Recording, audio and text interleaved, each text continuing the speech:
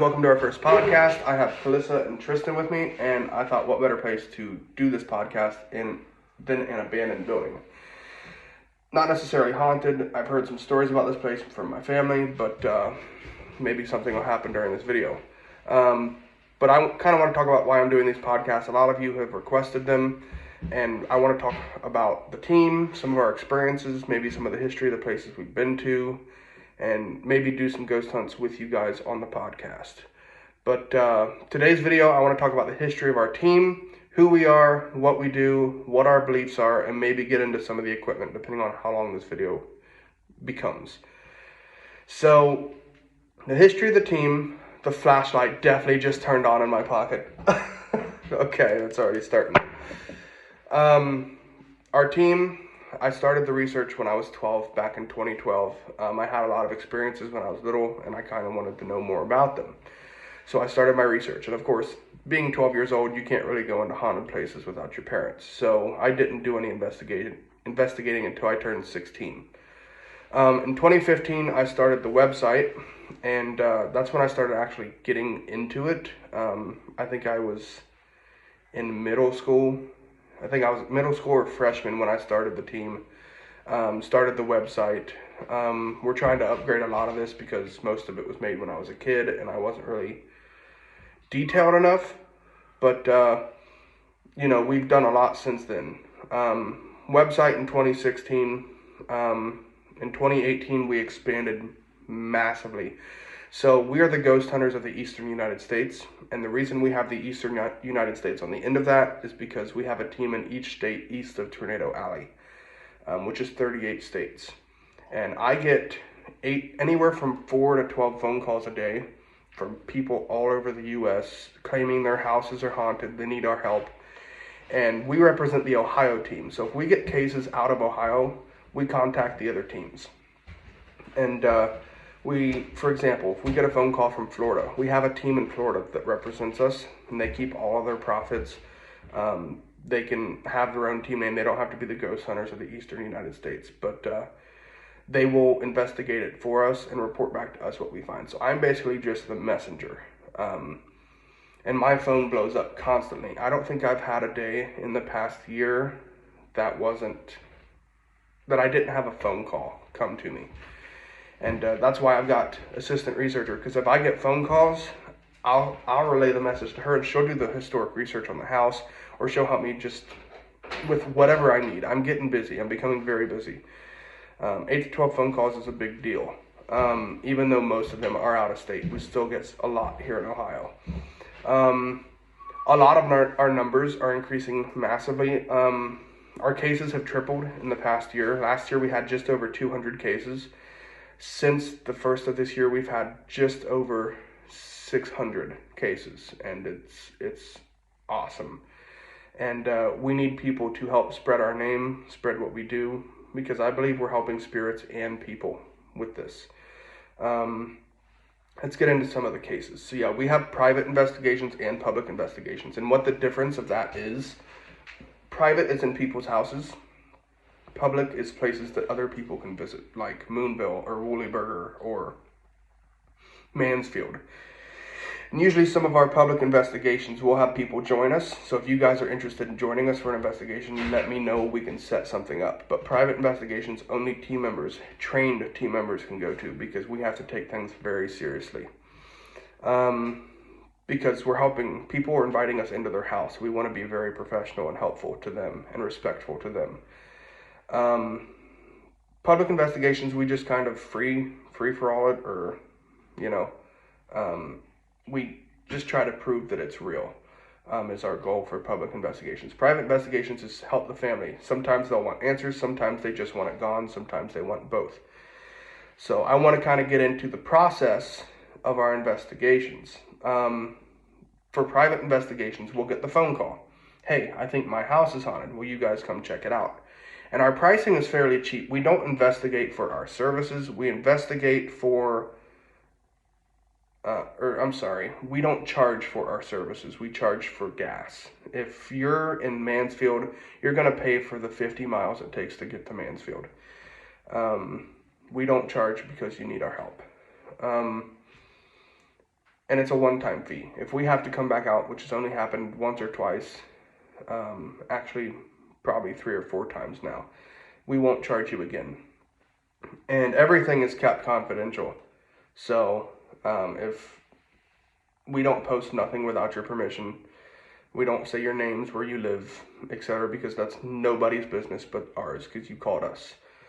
But our process, we get the phone call, and over the phone call, I have 3 basic questions that I'll ask. 1, where are you located? 2, do you feel safe in your home? And 3, what do you want us to do?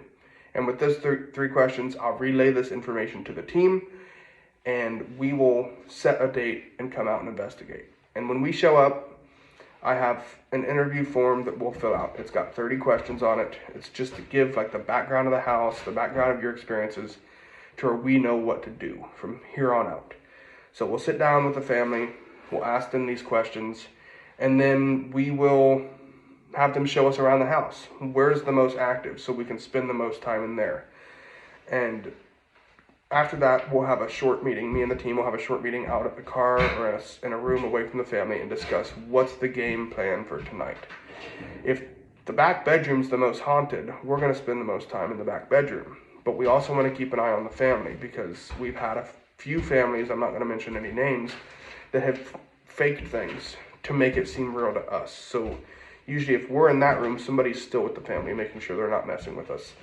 And if there's kids involved, we definitely don't want to scare the kids. We're very good with the kids. We know how to talk to the kids without scaring them. And we also know how to avoid the kids when we investigate, to keep them out of the loop. We don't want them going on, because it could further nightmares or any kind of experiences they have. I think the way we do our investigations are pretty professional, and it's very routine. I'm sure Calissa and Tristan could agree with me. Sorry, he's a goof. But we'll start the investigation, and our goal during our investigations is to prove that they are real, maybe help them if that's what they need. We want video, audio, and picture evidence of the paranormal. And if you watch our YouTube videos, you'll see I have a body camera, which is actually right here. Just found out today it has night vision, so maybe we'll have some better content coming up. But I don't edit none of my videos, because I don't want you, the viewers, thinking that I'm faking anything. And I am the man holding the camera. So you don't get to see me a lot, because, again, I don't like to be on camera. I'm very self-conscious about how I look and how I talk. Has nothing to do with our videos, but throwing it out there. We just want to prove it's real. We want to help the families. We want to help the spirits move on. Whether you think we're faking it or not doesn't bother me. You can say what you want, do what you want. If you don't like our videos, don't watch them. You're not physically affecting me in any way. And I'm not going to get upset with you, because I don't care. I do appreciate our viewers. I do appreciate everybody who helps us. You guys mean a lot to us. And we definitely wouldn't be here today if it wasn't for you guys. And we take everything you guys say into consideration. For example, a lot of you guys did not like the pentagram on our shirt. We've had this shirt for 8 years. We upgraded. And we sell these new shirts because they're kid friendly. We've added the Bigfoot, the UFO, and the ghost. And people say, well, you're ghost hunters. Why are there UFOs and Bigfoots on your shirts? Because this is where my twin, Tristan, the co-founder, comes in. He is starting the cryptid hunters of the eastern United States. He's going to start doing Bigfoot investigations, UFO. We're getting real big into the Mothman, as you see, the Mothman, and also the Flatwood Monster. So he's looking for team members. If you want to go out to the woods, try and prove Bigfoot, alien, and all kinds of cryptids are real, reach out to him. He's goofing off now, but he is very serious about it, and hopefully we'll get some more videos on that as well. But I'm excited for that. I'm on his team. He's running that part of our team. So when it comes into that, he's the professional for that. I've studied ghosts, like I said, for 11 years. October 7th of 2012 is when I started my research. So there's no such thing as a professional ghost hunter. There is no college courses that you can take. I mean, I'm sure there are, but it's a waste of money when you can just read it on Google. But when it comes down to it, I believe I know what I'm talking about. A lot of our investigations and evidence we've tried to debunk. I won't say it's a ghost. Anything, it could be anything. Paranormal is the definition of beyond normal. So if these strings over here, let me turn the camera here, start moving on their own, we're going to try and prove that that's fake, that that is not a ghost. For example, there's a window right over here. Maybe it's wind blowing through. So maybe we'll set them still, see if the wind starts to blow them again. If they don't, maybe we could have something paranormal. But I'll never full out claim it's a ghost unless we see a full body apparition on camera. Just because Orb. Huh? Orb. Orbs, yeah, big one. We catch a lot of orbs and people say that's just dust. But let me just say, dust moves in certain manners. Orbs don't. You know, they can be different figures. If dust will be one ball of light, if there is a light inside that ball of light, that's definitely an orb. I mean, dust doesn't have light particles inside of them. You know, orbs are very hard to prove as real. So I try not to post a lot of orb pictures or videos. I'm sure you guys are seeing dust because we're in this old house and it hasn't been lived in probably 20 years or so. But when it comes to our evidence, I only post evidence I cannot prove is fake. So I try to keep it real. We never fake anything. I'm sure you see on some of my videos I scare the team members. It's just what we do. We like to have fun while we're doing it. You know, we are very serious, but if we're in public investigations, we have fun. I have a potty mouth. I'm sure you hear it. I apologize. There's a reason I put not made for kids on our videos. It's because I do cuss a lot, but we do keep it appropriate. For the team, a lot of our team members are new. We're accepting a lot of new team members. Kalissa's new. Tristan, obviously, he's the co-founder, so he's been with me for the whole 11 years. But we've got Amanda. She's been on the team for about 4 years. We've got Renee. She's been on the team about the same. We've got Matt, Lexi. I'm blanking. Jaquan still with us. Jaquan is still with us. In spirit. I'll get into him in a minute. And again, I don't have any notes, so everything I'm going off of in this video is just off the top of my head, so it's not going to be perfect. I apologize. That's what these podcasts are about, is we're just going to talk, literally just talk. And I also want to eventually bring people on our podcast to talk about their stories. So if you have stories for us, let me know. We'll get you in. But Renee, Jean, Michelle, Kalissa, Darian, Tristan, Lexi, me, Tegan, I'm still blanking. Anastasia, Michael. Amanda, Matt. Sorry to my team when you watch this. I swear, I'm blanking. That should be it, right?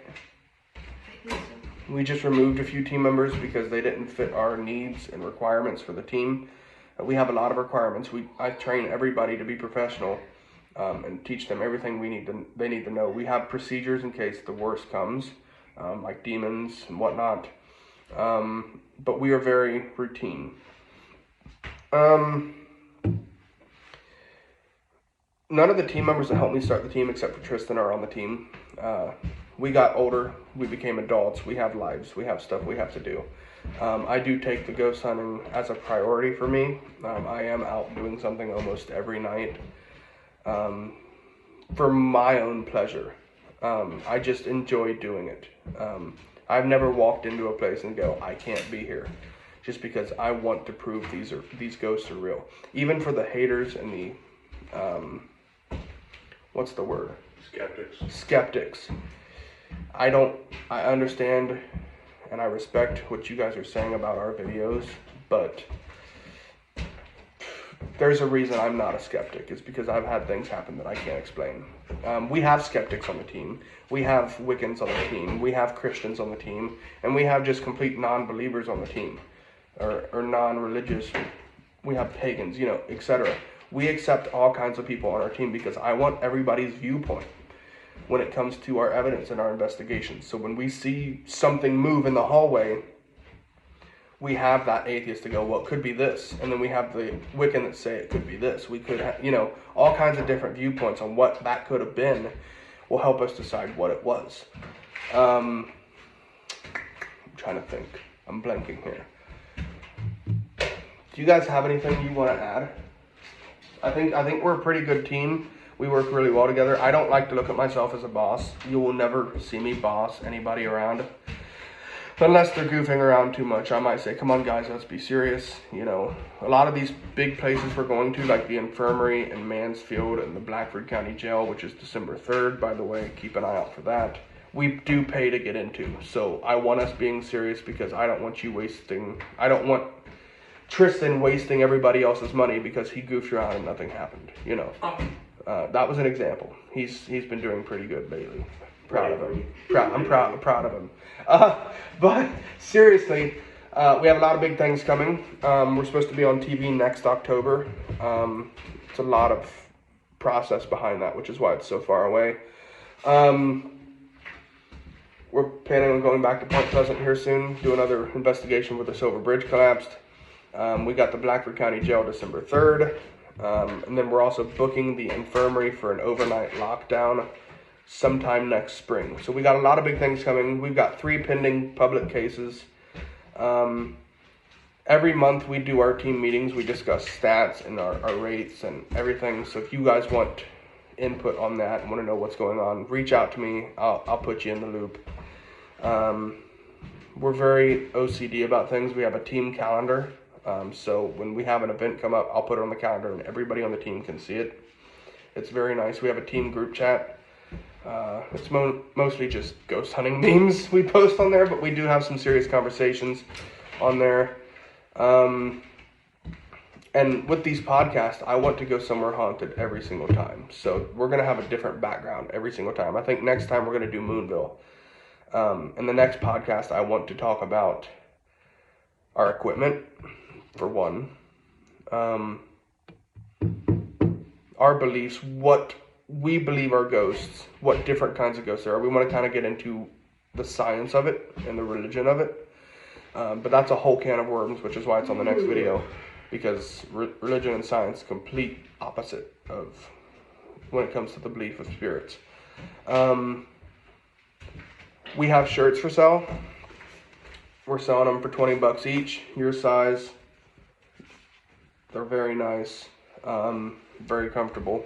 If you guys want those, we also are going to start selling bumper stickers. I also need to shout out Amy Dameron. I believe that's how you pronounce her name. If not, I apologize, Amy. She's making all of our merch, shirts, pins, bumper stickers. Soon we're going to have magnets that's going to stick to the side of our car when we go to these investigations so people know who we are. She is awesome. Amanda designed the shirt. She's printing everything for us, and she's just great at it. Making it a lot cheaper for us. Our other shirts, like this shirt here, was $50. She's charging me less than half for these shirts. If you guys are feeling generous, you don't have to, but we're accepting donations, which will go straight towards our equipment and team and help us book some bigger investigations. If you're interested in doing something like that, reach out, let us know. But the biggest way you can help us, and I'm getting to the close of this video, but the biggest way you can help us is tell people about us. We're looking for new investigations and new team members, and we never say no. Even if the investigation sounds stupid or you don't think you're good enough for the team, reach out. We'll talk about it. If you want to join us for investigation but not be on the team, we do that. We do public investigations and public ghost tours. Reach out to us. Charges vary. It depends on how far we have to drive and whatnot. But we do all kinds of fun stuff. I'm excited to see what you guys have, I'm excited for you to see what we're doing in the future. So stay tuned. We got another video coming probably in the next few weeks. Another podcast in the next few weeks. We got a lot of big things we're doing. So thank you for watching our video. Comment what you think and what you want to see on some of our next podcasts. Appreciate you guys.